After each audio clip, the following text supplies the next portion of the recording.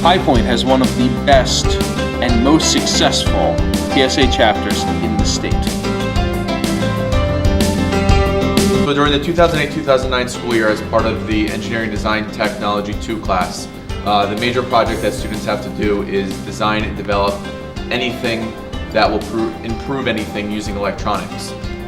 So this particular group of students, after several weeks of being unable to come up with any viable problem, one of them was fortunate enough during a dinner conversation with her mom, who was a nurse, to hear her mom complaining about the fact that when patients would arrive in hospitals with various conditions, oftentimes they would end up being treated for bed sores while they were there because of the time that they had to spend there from their original condition.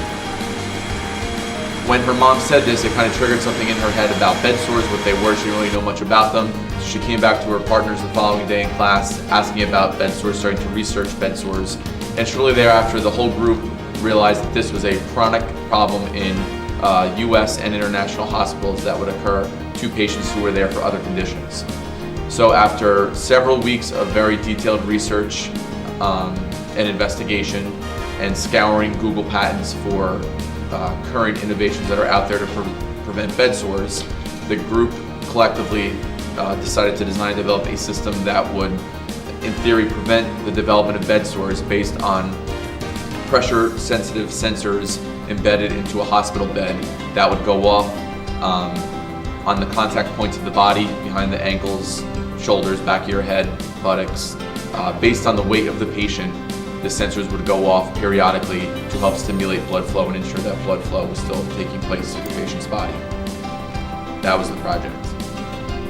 So with that project, they qualified to go to the New Jersey State TSA conference, which was in the spring of 2009, and they finished second there, which qualified them to go to nationals, which that year was in Denver. So the group continued to work on the process from March of 2009 through June or early July of 2009, whenever it is that we went to TSA Nationals. They continued to improve the system. It became far more electronically sophisticated.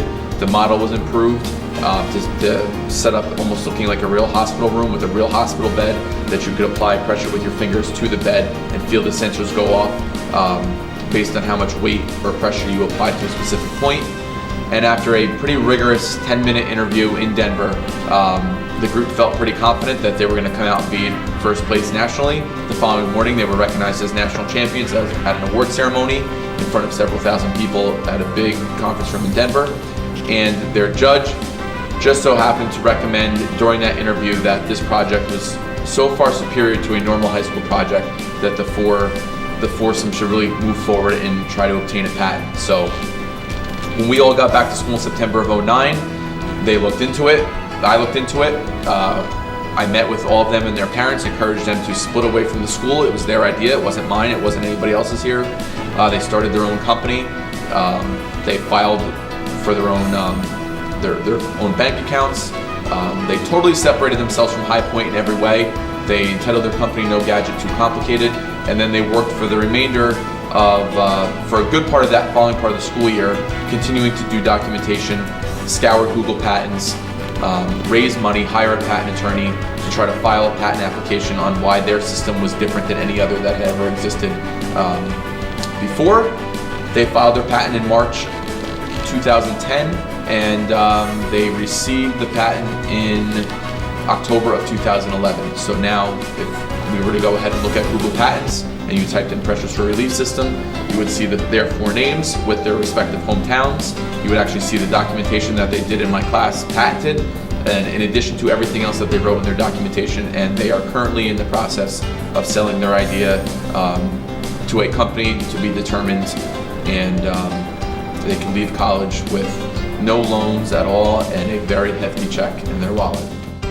One time, one of our students on our TSA trip had to be questioned by them because he was bringing his electronics project on board. And his electronics project was just this giant pile of wires. They didn't know what it was, and so they called in the bomb response team. They had to put him in an isolation plexiglass room where we were all watching him as he had to explain to multiple people what his project was and what it did. And so the head of the bomb response and SWAT team at Newark International Airport had to come out to interview him as he explained what the project was. We found out that if he had done a bad job explaining this project to the Transit Security Agency, that they were going to shut down all of Newark Airport, evacuate it, and shut down all of the flights for a period of hours while they would have brought in the actual bomb squad, the people in the big Michelin Man suits, as they come out, and they were going to hook up a set of TNT to his student project and blow it up off in the middle of nowhere if he couldn't explain it well.